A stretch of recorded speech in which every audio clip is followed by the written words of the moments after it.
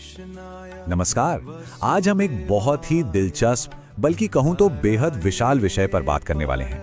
आज का हमारा फोकस है श्रीमद् भागवत पुराण के अनुसार भगवान विष्णु के 24 अवतारों की पूरी कहानी और जानकारी। देखिए, ये सिर्फ कुछ पुरानी कहानियों का संकलन नहीं है, बल्कि हमारे ब्रह्मांड के सबसे गहरे रहस्यों को डिकोड करने जैसा है। तो चलिए बिना किसी देरी के इस अद्भुत विश्लेषण की शुरुआत करते हैं। अब एक बात बताइए, जब भी भगवान विष्णु के अवतारों का जिक्र आता है तो सबसे पहले दिमाग में क्या आता है?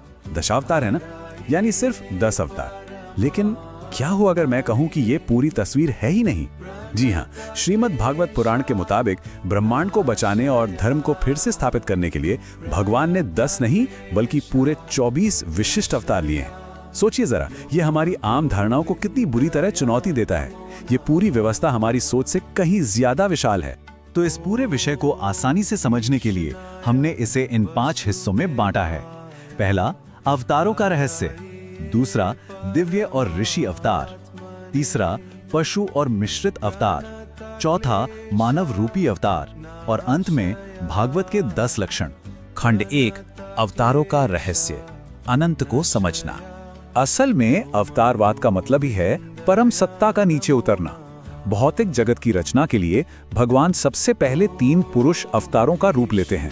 महाविष्णु, जो इस पूरी भौतिक ऊर्जा को जन्म देते हैं। फिर गर्भोदक्षायी विष्णु, जो हर एक ब्रह्मांड के अंदर प्रवेश करते हैं।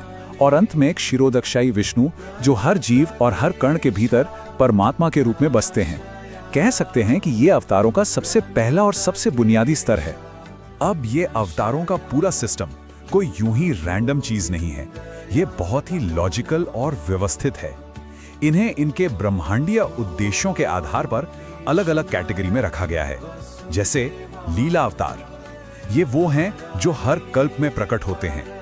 फिर आते हैं गुणा अवतार, ब्रह्मा, विष्णु और शिव, जो प्रकृति के 3 गुणों को संभालते हैं। मनवांतर अवतार, युगों के शासकों के समय आते हैं। और हाँ, शक्त्यावेश अवतार, ये वो विशेष जीव हैं जिन्हें किसी खास मिशन के लिए ईश्वरीय शक्ति दी जाती है। एकदम परफेक्ट सिस्टम है ना? खंड 2, दिव्य और ऋषि अवतार। अब देखिए, इस हिस्से में सबसे दिलचस्प बात यह है कि ये जो अवतार है ना, ये कोई युद्ध लड़ने या राक्षसों को मारने नहीं आए थे। इनका काम था आध्यात्मिक ज्ञान बांटना। सनकादि 4 कुमारों ने सृष्टि की शुरुआत में ही ज्ञान फैलाया। नारद मुनि ने हमें भक्ति की अद्भुत शक्ति दी। नर नारायण ऋषि ने तपस्या और पूरी तरह से त्याग का एक परफेक्ट उदाहरण पेश किया। और कपिल मुनि को तो सब जानते ही होंगे, उन्होंने सांख्य दर्शन की नींव रखी। वहीं भगवान दत्तात्रेय ने पारलौकिक ज्ञान दिया। कुल मिलाकर इन्होंने इंसान को वैचारिक और आध्यात्मिक रूप से बेहद मजबूत बनाया। खंड 3, पशु और मिश्रित अवतार। ये वाला हिस्सा सच में बहुत ही रोमांचक है। जब भी ब्रह्मांड पर कोई बहुत बड़ा संकट आया तो परम सत्ता ने महाकाय रूप लिए। जब पूरी पृथ्वी डूब रही थी तो एक विशाल मछली यानी मत्स्य अवतार ने जीवन के बीजों को बचाया। समुद्र मंथन के दौरान जब मंदार पर्वत डूबने लगा तो कूर्म यानी कछुए के अवतार ने उसे अपनी पीठ पर संभाल लिया। और वराह अवतार, उन्होंने तो राक्षस हिरण्याक्ष को हराकर पृथ्वी को गहरे महासागर से बाहर निकाला था। इन तीनों का एक ही सॉलिड उद्देश्य था, किसी भी कीमत पर अस्तित्व को बचाए रखना।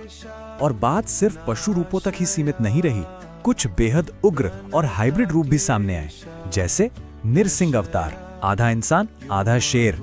इन्होंने अपने परम भक्त प्रहलाद को बचाने के लिए हिरण्यकशिपु का वध किया। और फिर हयग्रीव अवतार, जिनका सिर घोड़े का था, इन्होंने क्या किया? इन्होंने अज्ञानता को दूर करते हुए राक्षसों से चुराए गए हमारे वेदों को वापस हासिल किया। मतलब जब धर्म को बचाने की बात आती है तो परम सत्ता लिटरली कोई भी रूप धारण कर सकती है। खंड 4, मानव रूपी अवतार। अब आते हैं उन अवतारों पर जिन्हें हम सबसे ज्यादा जानते हैं, इंसानी रूप वाले अवतार। इन्होंने सीधे तौर पर समाज को गाइड किया। राजा पृथु ने हमें धरती से अन्न उगाना सिखाया। परशुराम जी ने अपने फरसे से सत्ता के अहंकार को चकनाचूर कर दिया। भगवान राम, उन्होंने तो मर्यादा और आदर्श जीवन का सबसे ऊंचा स्टैंडर्ड सेट कर दिया। भगवान कृष्ण और बलराम ने धरती को अत्याचारियों से आजाद कराया और हमें भगवत गीता का शाश्वत ज्ञान दिया। और महर्षि वेदव्यास ने इस पूरे ज्ञान को वेदों और पुराणों में बांटकर हमेशा के लिए सुरक्षित कर दिया। एक और दिलचस्प बात, इन अवतारों का आना कोई इत्तेफाक नहीं है, ये युगों के चक्र से बहुत गहराई से जुड़ा है। त्रेता युग में राम आए, द्वापर में कृष्ण और बलराम आए, कलयुग की शुरुआत में बुद्ध आए, ताकि वैदिक कर्मकांडों के नाम पर हो रही हिंसा को रोक सकें। और ये भविष्यवाणी है कि इसी कलयुग के बिल्कुल अंत में, जब बुराई अपनी चरम सीमा पर होगी, तब देवदत्त घोड़े पर सवार होकर कल्कि अवतार आएंगे। सब कुछ एकदम परफेक्ट टाइमलाइन के हिसाब से। खंड 5, भागवत के 10 लक्षण।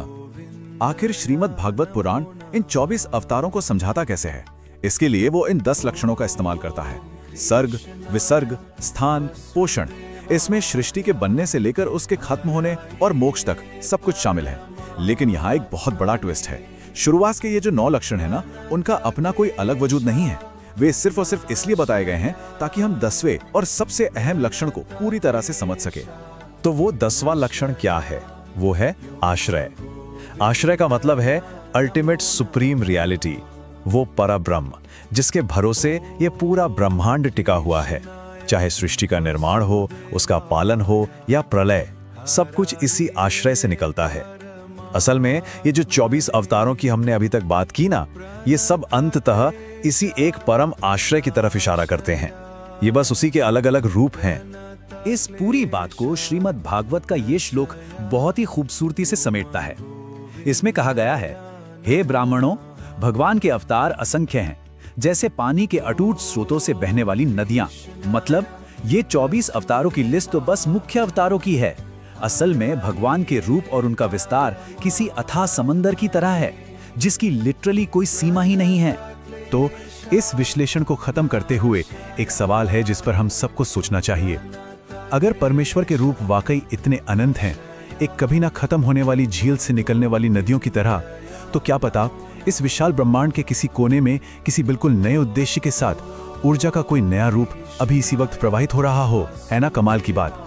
ये विचार हमें सच में ब्रह्मांड की विशालता का एहसास कराता है। इस अद्भुत सफर में हमारे साथ बने रहने के लिए बहुत बहुत धन्यवाद। पूरी कथा सुनने के लिए धन्यवाद। आगे श्रीमद् भागवतम महापुराण के सारे स्कंद का शॉर्ट डिस्क्रिप्शन यानी सारांश जानने के लिए हमारे चैनल @आध्यात्मिक सीख को सब्सक्राइब करें और कमेंट में आपके फेवरेट विष्णु अवतार का नाम जरूर लिखें।